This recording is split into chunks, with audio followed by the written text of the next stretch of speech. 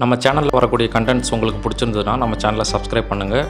கூடவே பக்கத்தில் இருக்கக்கூடிய பெல் ஐக்கானை கிளிக் பண்ணி நோட்டிஃபிகேஷன் ஆளுங்கிறத கிளிக் பண்ணிக்கோங்க. அப்போ தான் நம்ம சேனலில் போடக்கூடிய வீடியோஸோட நோட்டிஃபிகேஷன் உங்களுக்கு ரீச் ஆகும். ஹலோ ஃப்ரெண்ட்ஸ், இன்றைக்கி நம்ம இந்த வீடியோவில் என்ன பார்க்க போகிறோம்னா 2-way சுவிட்ச் 2 சுவிட்சை யூஸ் பண்ணி ஒரு ஃபேனுக்கு வயரிங் பண்ணுறது எப்படி அப்படிங்கிறத பற்றி பார்க்க போகிறோம். இந்த 2-way சுவிட்சை பயன்படுத்தி லைட் மற்றும் ஃபேனை கண்ட்ரோல் பண்ணலாம். இதோட வயரிங் எப்படி பண்ணணும் அப்படிங்கிறத பற்றி இப்போ இந்த வீடியோவில் பார்க்கலாம். வாங்க வீடியோக்கு போகலாம்.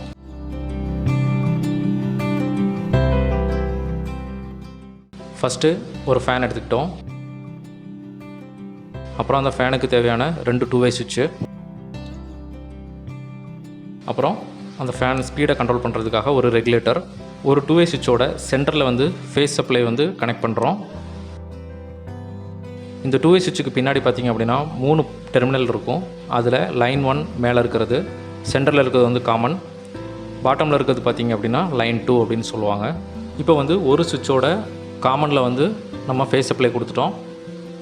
அதுக்கப்புறம் இந்த 2 சுவிட்சுக்கும் லைன் 1 லைன் 2 இந்த ரெண்டையுமே டைரெக்டாக இன்னொரு சுவிட்சுக்கும் கனெக்ட் பண்ணுறோம்.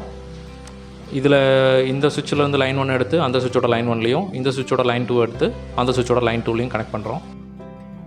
அதுக்கப்புறம் இந்த 2வது 2-way சுவிட்சோட காமனில் இருந்து ஒரு ஒயர் எடுத்துகிட்டு போயிட்டு ரெகுலேட்டரில் 2 ஒயர் இருக்கும், அதில் ஒரு ஒயரில் கனெக்ட் பண்ணுறோம். அப்புறம் ரெகுலேட்டரோட இன்னொரு எண்ட்லேருந்து ஒரு ஒயர் எடுத்துகிட்டு போயிட்டு ஃபேனோட ஃபேஸ் சப்ளை கொடுத்துட்றோம். அதுக்கப்புறம் நியூட்ரல் வந்து காமன் நியூட்ரல் எடுத்துகிட்டு வந்து ஃபேனில் கனெக்ட் பண்ணிடுறோம். இப்படி தான் வந்து இந்த ஃபேனுக்கு 2-way சுவிட்ச் வயரிங் பண்ணணும். இந்த வயரிங் பண்ணுறதுனால நம்ம வந்து இந்த இடத்துல இருந்து நம்ம இந்த ஃபேனை வந்து கண்ட்ரோல் பண்ணிக்கலாம். இந்த வீடியோ ரொம்ப பயனுள்ளதாக இருந்திருக்கும்னு நினைக்கிறேன். இந்த வீடியோ பற்றின சந்தேகங்களை கமெண்ட் பாக்ஸில் சொல்லுங்கள். மேலும் இது போன்ற வீடியோக்களுக்கு நம்ம சேனலை சப்ஸ்கிரைப் பண்ணுங்கள். இனி அடுத்த வீடியோவில் சந்திக்கலாம். நன்றி, வணக்கம்.